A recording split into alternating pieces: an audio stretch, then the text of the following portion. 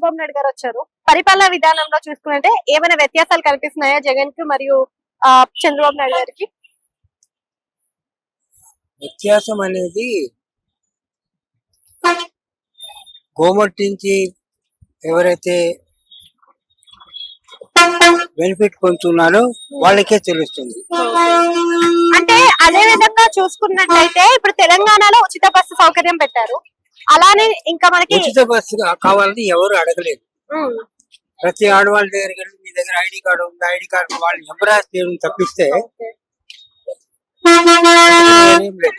అంటే ఏపీలో కూడా ఉచిత బస్సు సౌకర్యం పెడతానంటున్నారు, కానీ అది జిల్లాల వారీగానే పరిమితం అంటున్నారు. అలా జిల్లా వారీగా పెడితే మంచిది అంటారా? ఉచితం అంటే ఉచితం జిల్లాల వారిగా స్టేట్ వారిగా ఇవ్వండి.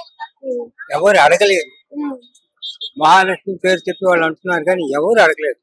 మహాలక్ష్మి అంటే అందరి దగ్గర కావాల్సిన సొమ్ము ఉంది.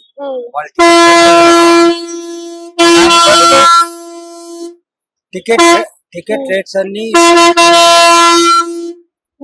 రేట్స్ అన్ని కూడా సవ్యంగా పెడితే అందరికి అందుబాటులో పెడితే అదే ఉచిత ప్రయాణం అంతే.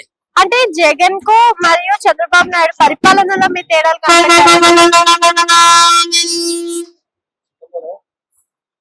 ఇందులో ఏది డిస్క్రిమినేషన్ లేదు, తేడా చూడాల్సిన అవసరం కూడా లేదు.